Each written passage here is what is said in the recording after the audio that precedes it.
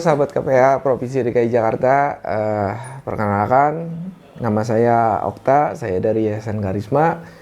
Yayasan Karisma ada di Jalan Beton nomor 23 Kayu Putih. Kalau teman-teman ingin mampir silakan. Kita juga bisa berdiskusi dan ngobrol-ngobrol bareng tentang masalah HIV dan adiksi nafsa. Nah, saat ini kita akan masuk ke dalam sesi Q&A. Jadi saya akan menjawab beberapa pertanyaan yang dilontarkan oleh sahabat-sahabat KPA terkait dengan positive prevention, itu bahasa kerennya. Tetapi kalau bahasa Indonesianya pencegahan positif, bagaimana kita bisa mencegah terjadinya positif HIV. Lalu sebenarnya apa sih positive prevention atau pencegahan positif itu? Sebenarnya pemahamannya berbeda-beda ya, setiap komunitas, kemudian setiap wilayah, setiap negara itu punya pemahaman tentang pencegahan positif yang berbeda-beda. Yang jelas pencegahan positif itu adalah menyatukan antara pencegahan, pengobatan, dukungan, dan perawatan agar kesehatan dan kualitas hidup orang dengan HIV itu menjadi lebih baik dan bermartabat. Kemudian apa sih tujuan dan sasaran dari pencegahan positif ini?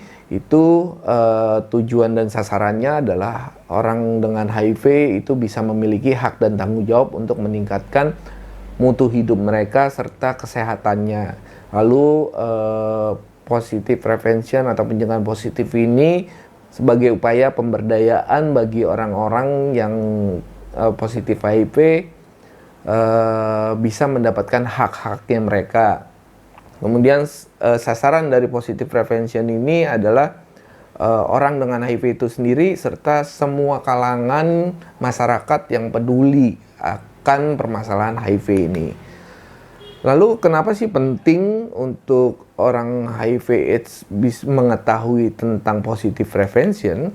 Itu yang pertama adalah agar bisa mendukung orang-orang yang terinfeksi HIV ini bisa meningkatkan martabat dan kepercayaan diri mereka untuk menjalani kesehatan dan kualitas hidup mereka yang lebih baik lagi. Lalu kedua adalah mencegah terjadinya infeksi baru, karena kita tahu bahwa infeksi HIV ini terjadi karena adanya satu orang yang terinfeksi menginfeksi orang lain gitu. Lalu yang ketiga juga meningkatkan kesehatan dan mengurangi angka pesakitan serta perawatan di rumah sakit. Kemudian juga mencegah penularan HIV yang resisten terhadap pengobatan ARV. Dasar dari pencegahan positif itu, positive prevention itu ada 3 pilar. 3 pilar itu yang pertama adalah bagaimana meningkatkan kualitas hidup orang yang terinfeksi HIV. Lalu yang kedua menjaga diri untuk tidak menularkan HIV kepada orang lain. Lalu juga menjaga diri untuk tidak tertular atau terinfeksi penyakit lainnya dari orang lain ke kita gitu. Lalu di positive prevention juga kita mengenal yang namanya membuka status. Nah, bagaimana sih kita bisa membuka status HIV kita itu kepada orang lain, ataupun membuka status HIV kita kepada orang-orang yang sekiranya perlu kita kasih tahu. Nah, yang pertama itu pentingnya kita membuka status kepada orang lain adalah yang pertama untuk mengurangi rasa terisolir. Artinya rasa terkungkung dengan status HIV kita. Kemudian juga meningkatkan penerimaan diri atau self acceptance. Nah, kemudian juga mendapatkan atau bisa merencanakan memiliki keluarga di masa depan. Seperti itu. Karena status HIV ini adalah hak untuk orang yang status HIV untuk membuka diri kepada orang lain. Lalu siapa saja sih yang kira-kira bisa kita lakukan untuk membuka status ini? Itu di positive prevention ini terbagi 3. Yang pertama, lingkaran pertama adalah lingkaran dalam, lingkaran menengah, dan lingkaran luar. Lingkaran dalam ini siapa sih? Lingkaran dalam ini adalah orang-orang terdekat yang kehidupan sehari-hari. Misalkan pasangan, anak, orang tua, kakak, adik, seperti itu. Lalu juga ada lingkaran menengah, orang yang terlalu dekat, tidak terlalu dekat dengan kehidupan sehari-hari kita. seperti tetangga, tokoh masyarakat, atau ulama-ulama yang biasa guru ngaji kita, itu adalah orang-orang lingkaran menengah. Lalu ada orang-orang lingkaran luar itu orang-orang yang hadir dalam kehidupan sehari-hari tapi menurut kita tidak terlalu penting. Itu misalkan rekan kerja kita, atau orang penjual makanan yang biasa kita langganan. Nah, itu adalah orang-orang yang di lingkaran luar. Jadi Anda sebelum membuka status juga perlu memikirkan keuntungan dan kerugian dari membuka status tersebut. Itu penting dilakukan. Kemudian juga apa saja sih pilihan utama untuk penjagaan penjagaan HIV bagi ODIF? Itu apa aja sih? Nah, itu sebenarnya terdapat 4 pilihan utama. Nah, kalau kita bisa bayangkan ini ada seperti perahu. Ada 4 perahu yang akan kita bahas hari ini. Perahu pertama adalah tidak punya pasangan seks atau teman nafsa. Itu biasa kita sebut dengan perahu jomblo. Jadi semua dilakukan sendiri.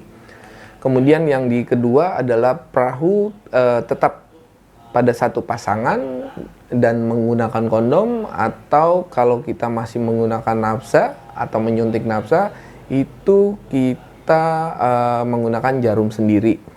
Jadi kita biasa sebut ini adalah perahu setia. Kemudian juga yang perahu ketiga, di perahu ketiga ini kita menyebutnya adalah perahu party.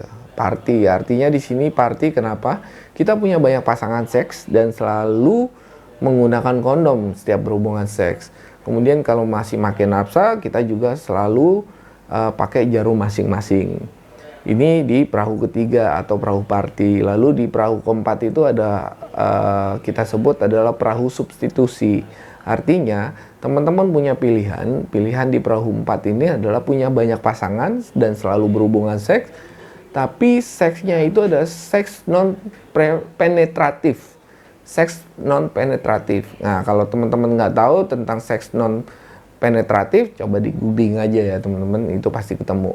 Lalu kemudian setiap perahu ini masing-masing itu punya kelebihan dan kekurangan masing-masing. Jadi pilihan ini punya kelemahan dan kerugian masing-masing, kelemahan serta kekuatan masing-masing. Jadi teman-teman bisa memilih diantaranya, dan teman-teman bisa berpindah perahu atau berpindah pilihan, tetapi tetap menjaga keamanan dan safety-nya masing-masing. Lalu apa sih tantangan ODIF itu dalam menjalani kepatuhan minum obat? Itu biasanya tantangannya itu biasanya terjadi karena diri kita sendiri. Nih. Misalkan tantangannya itu kita kurang paham atau tentang HIV, terus tentang cara pengobatannya, atau juga kita sering lupa, kemudian juga kita juga nggak percaya dengan efektivitas dari pengobatan ARV. Nah, itu dari diri kita sendiri.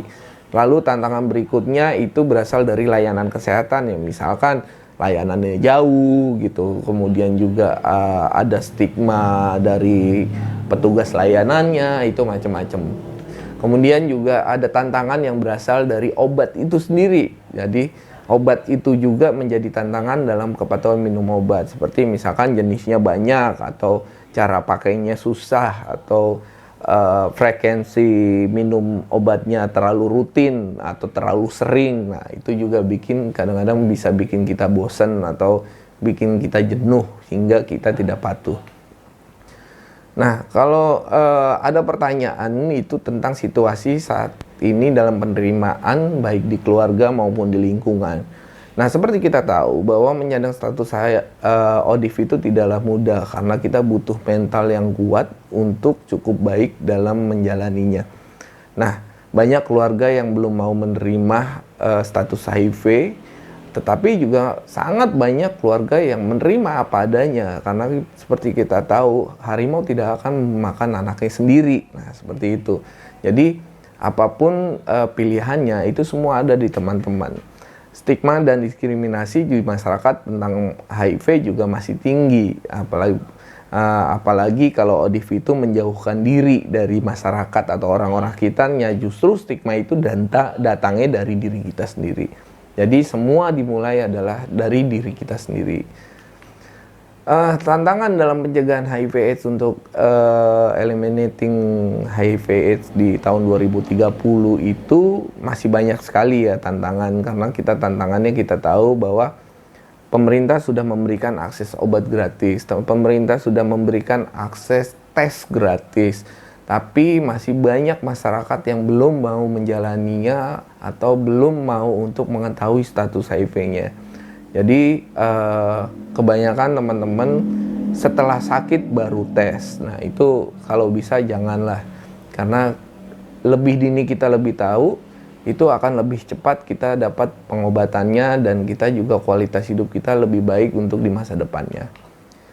Nah, untuk pesan saya bagi teman-teman ODIF di luar sana yang sudah minum obat ataupun maupun yang belum minum obat, ingat, keputusan apapun yang Anda ambil adalah keputusan pribadi Anda berdasarkan kenyataan hidup yang Anda hadapi. Jadi, jangan pernah mengucilkan diri dengan status ODIF Anda, tapi lakukanlah hal-hal yang dapat bermanfaat bagi orang lain agar hidup Anda lebih bermakna. Dan Anda pun dapat menghilangkan stigma dan diskriminasi yang dimulai dari diri Anda sendiri. Oke, demikian ya teman-teman, semoga bermanfaat buat sahabat KPA dan kita akan berjumpa kembali di lain kesempatan. Terima kasih.